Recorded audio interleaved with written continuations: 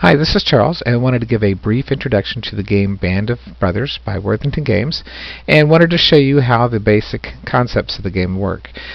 Each time you do an action, you have to pass a morale check, and the morale check is done from this section right here. And once you do the morale check, you're able to form an action. And actions generally consist of moving, firing, or moving and firing. There's also opportunity fire, which we'll talk about later on. The morale value for a good unit is in the white. As a unit takes damage, he becomes suppressed, and then he moves to the yellow, which matches the suppression marker. So if that unit wants to do anything, he has to roll a 6 or less in order to move, fire, or move fire. If he wants to, if he is fully suppressed, and as he takes damage, he will take more suppression markers. He moves up to a 2, and he has to roll a 2 or less on a die 10, which makes it very difficult to pass this morale check here. That's how that column here works. So keeping your units in good order means that they're able to do certain actions. Looking across from the bottom of the left to the right, the first number we look at is the firepower. Now this is the number that this unit has to roll or less in order to get a valid attack on a German unit. Now you'll add their terrain benefits, +2 for a hedgerow, +1 for a decoy, and there's different things that can happen in the game, and there's some good graphical player aids on the Geek if you want to get one of those. And sometimes there is a second number here for weapons teams, which show you their melee value.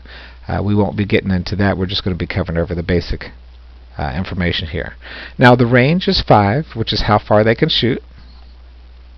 The proficiency is how to do a complicated move. Now this adds on to your morale checks when a unit performs a difficult action. So something like moving is not considered a difficult action, because about any unit can do a move. Even if they're hurt, it's not too hard to do a move order for a unit. But if they want to do something like create a fire group that stands up to the enemy, that proficiency is how proficient they are at doing certain actions. So you can see that the American player has a very low proficiency, which is good. This number is subtracted from the morale. What it says in the rule book, it's added to the morale. We'll go over that in just a second. But 0 is the best. So in most games where you're looking for higher numbers, this one actually looks for the low numbers in order to be successful in certain things. So to kind of go over the proficiency real quick, to do a basic move, you roll a morale of 10. If you want to do something complicated, like a move and fire, you have to check that proficiency against it. 10 minus 2 is 8, and now you have to do an 8 or less in order to pass. So for the German units who have a 4 under proficiency, you can't see it because of all the decoy markers here. So you can see the German units have a range of 6, and they have a proficiency of 4. So if they want to do a move fire, they have to roll for the morale check a 10 minus 4, a 6 or less. Now these casualty numbers here on the right are for doing suppression above and beyond the first hit on the attack. And I'll explain what that means. If you roll this 6 or less, that's a good number. That means the unit takes a suppression marker. If you can add this second number here, 3, and still get less than 6, then they take a second hit of suppression. And then if you can add that 7, that's like a really good hit. In other words, you've combined so many modifiers that you've basically just totally eliminated that unit if you rolled a 1, basically. So if this unit was attacking a unit out in the open here, and he had no modifiers, he rolls a 1, and that would be a hit. But he can also add this number here, which is a 4, which makes a total firepower of 5. So he would take 2 hits of suppression if that happened. So that's pretty much it for the values on the chits. So now let's take a look at the scenario and how the mechanic works. Operations consist of moving, and firing, like we talked about. And then each player takes turns going back and forth doing a certain number of operations within the range here. So the American player has to do 1 to 3 operations. So it's the American player's turn. He can do a move and then tell the German player it's his turn. And then you go back and forth until all the units are used. Once they're all marked used, it's the end of the turn, and then you do the recovery phase. So the Americans do 1 to 3 actions. The Germans do 1 to 2. You also get command points. Now, command points can be used to re-roll a morale or proficiency check made by the player who has that.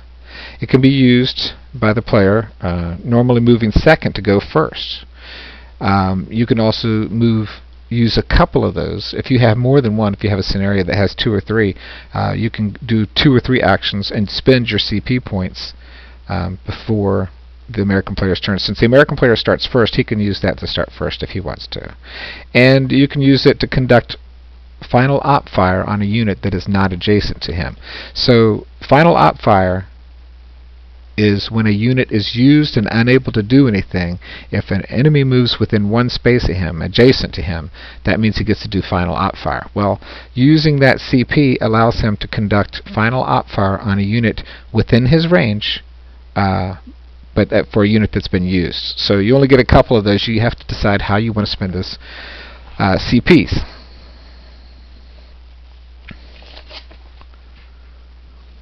So kind of reading from the rule book here, it says the operation phase is it's the heart of the turn where the units move and fire. So the player listed as going first in the scenario card begins unless the other opponent uses CPs to go first.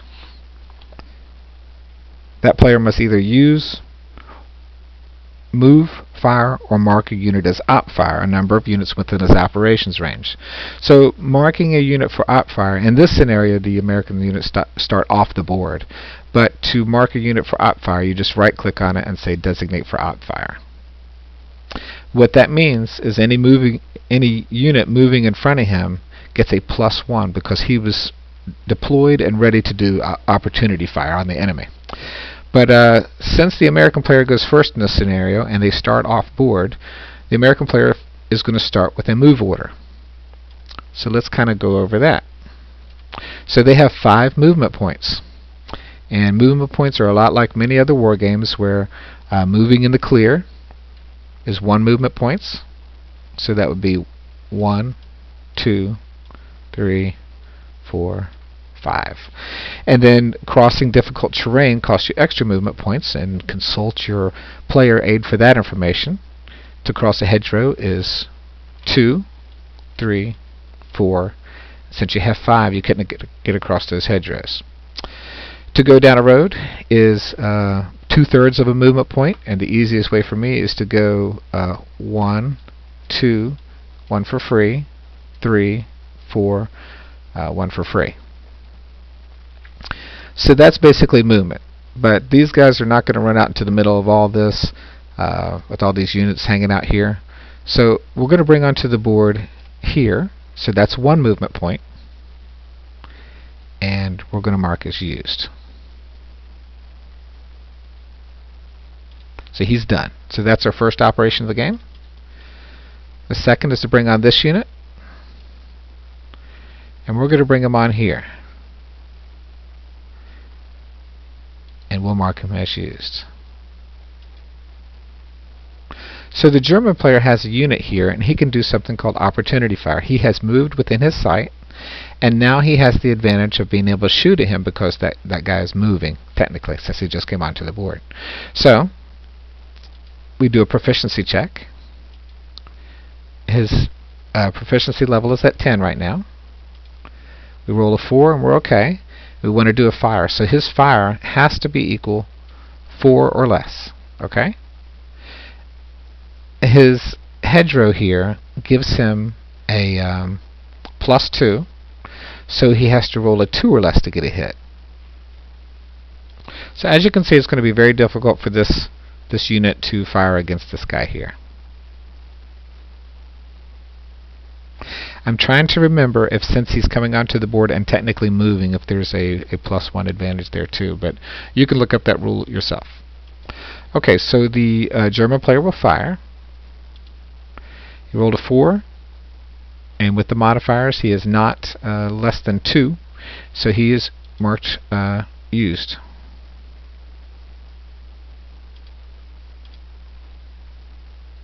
So that's 2 operations by the American player. He has to do 1 to 3 before he can do anything else. So we're going to bring on 1 more unit. We'll bring him on here. That's 1 movement point for him. And this guy here will take an opportunity fire. Do a morale check first. 1, 2, 3, 4, 5. He's within range. He passes the morale check, and so he has to roll a 4 or less because that unit's out in the open. He's also considered moving too. So let's go through the infantry player aid card. So is the target in a fortification? No. Is the target in a stone building? No. Is the target in a wooden building? No. Is the target immediately behind a hedgerow? No. Is the target in the open but at a higher elevation? No. Is the target in the open at a lower elevation? No. Is the target in a foxhole? No. Is the target in the woods? No. Is the target in the woods? No.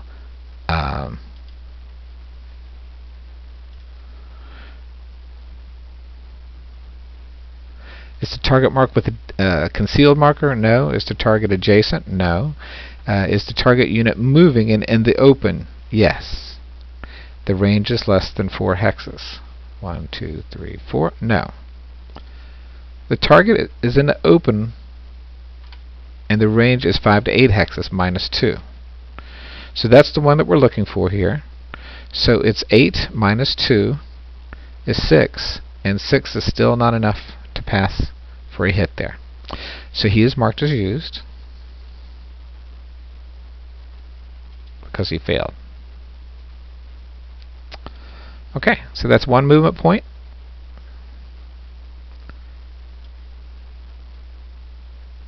Two. We'll mark as used there. So that's 3 of our command points, and now it's the German player's turn. So the American player can't see that these are decoys. So in order to kind of make him think that he's going to do something here, he's going to right click on this and select an op fire marker. Even though that unit can't do anything because it's not a unit, it's just a decoy, that can cause that unit to think twice before moving up that road. The American objective is to get down the road and get 4 of these guys off the board before the end of the game, which is 5 turns. The German player's objective is just to stop them. So that's his first action of his 2. His second action will be to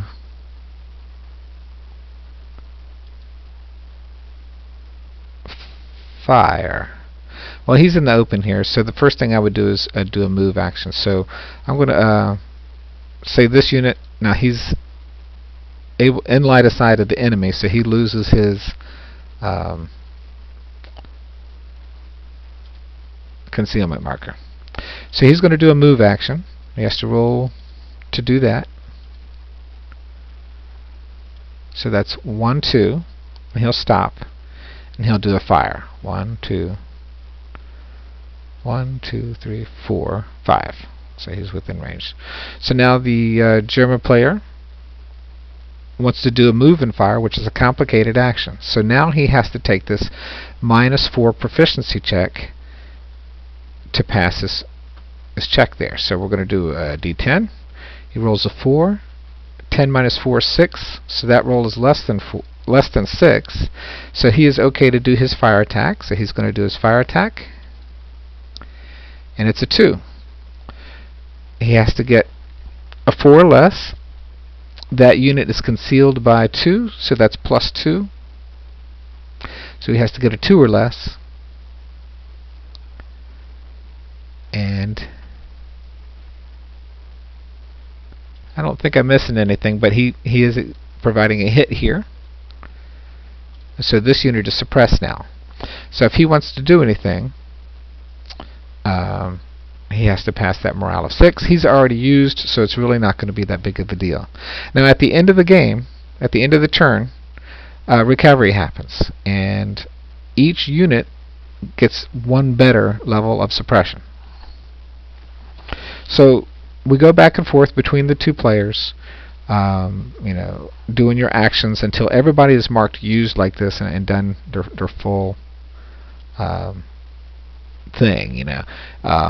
Both players pass, the turn is over, I believe. And so we'll do recovery, and you'll see that this suppression marker will go away, and all these markers go away.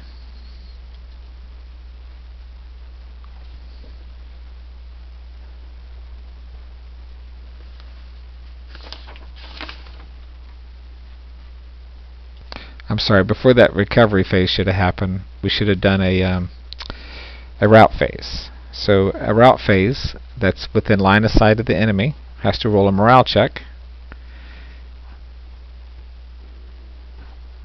He would pass automatically. He is not within line of sight of the enemy. He's in sight of the enemy of a decoy here. So he would have to do a route check.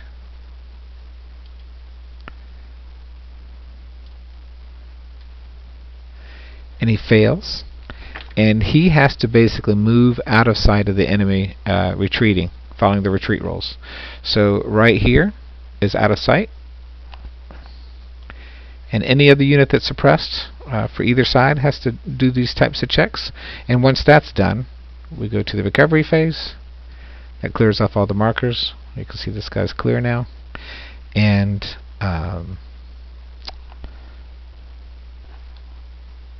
you get your command points back. You move the turn marker up to turn 2, and you repeat the same process over again. So it seems like there's a lot to it, but it's very simple in the fact that you roll a morale check to do anything, and to do complicated things, which is a move and fire or certain other actions, that proficiency check is subtracted from your morale. So as you take damage, you go up to a 6, minus your 2, you're starting to look at a 4. 2 minus 2, you can't do it. There's a lot to this game, but it's very simple in the fact that your units aren't very complicated. There's not a lot of leadership rules so far. Now again, I'm just starting with the game, but I kind of wanted to give you a base overview of how the game works, and I hope you get a chance to enjoy the game.